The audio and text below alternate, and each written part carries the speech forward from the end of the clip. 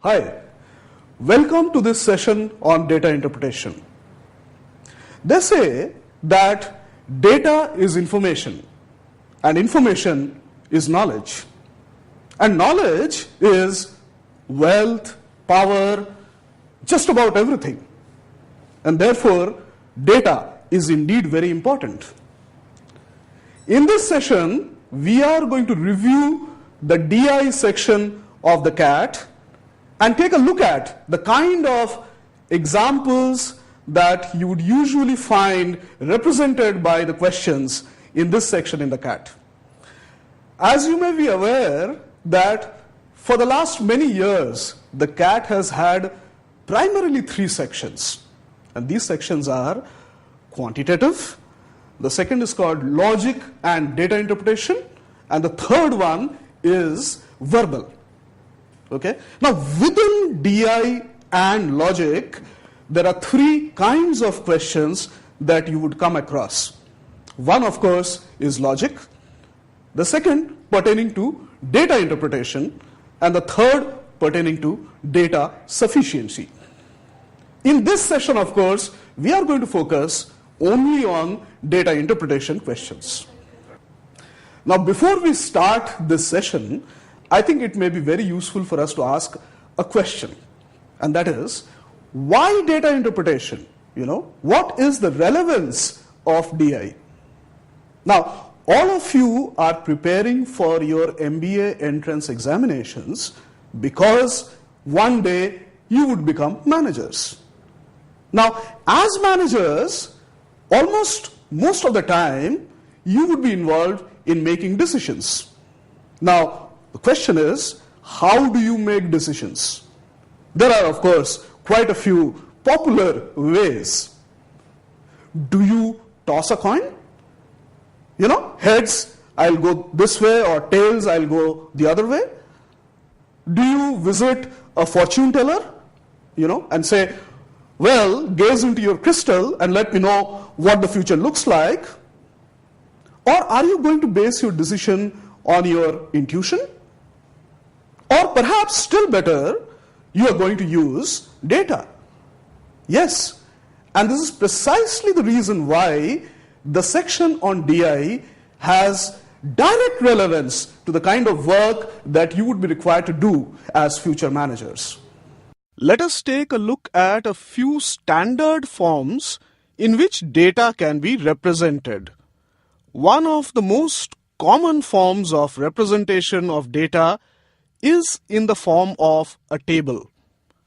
If you take a look at the past CAT papers, you will find that tables are a hot favorite.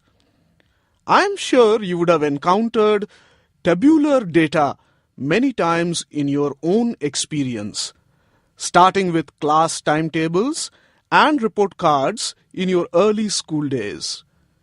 While tabular data is precise and explicit, one difficulty is that trends and patterns in the data is difficult to visualize. If you would like to see trends and patterns, then the best form of data representation is the line graph. These graphs normally show the plot of two or more variables. But the more common form is the time series, where time is represented on the horizontal x-axis and the other variables are plotted on the y-axis. It is possible and often simple to read values directly from the graph. The bar graph is another very common way of representing data.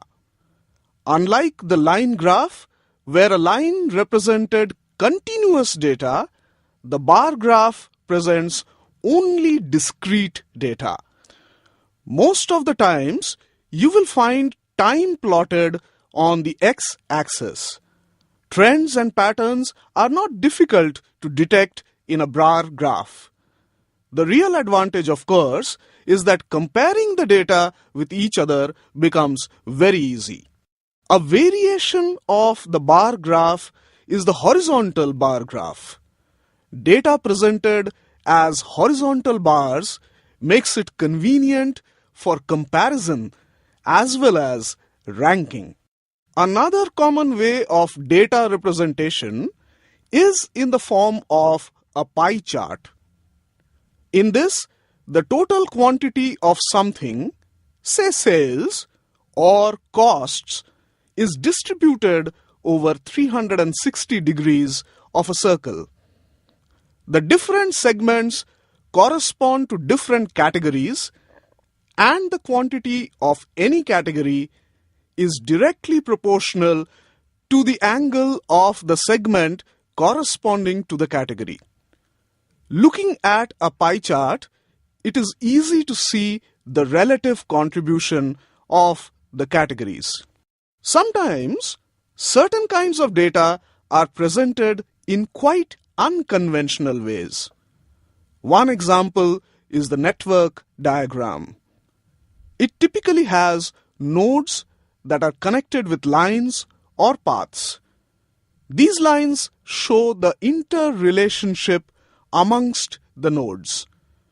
Visually, it becomes simple to see how a node is interacting with other nodes. We will see examples of this type later as we progress in this course.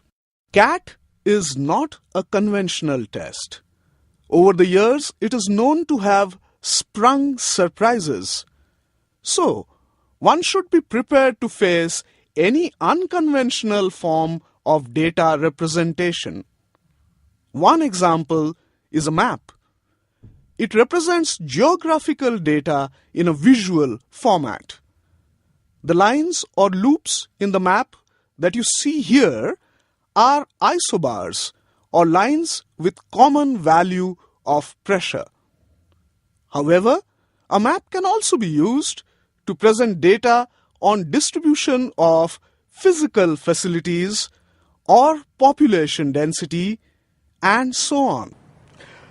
The logic and DI section in the CAT is perhaps the only section for which you do not require any great level of knowledge in, say, English or mathematics. And therefore, if you really practice hard, you can score a lot. But mind you, this section will also require you to do a lot of calculations. And therefore, how much time do you have to do all that calculation? Well, if you look at CAT 2009 and 2010, there were 60 questions overall, 3 sections, so only 20 questions in the logic and DI section.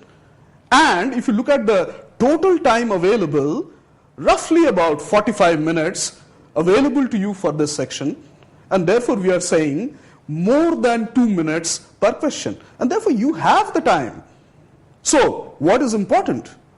Well, only 2 things: patience and accuracy.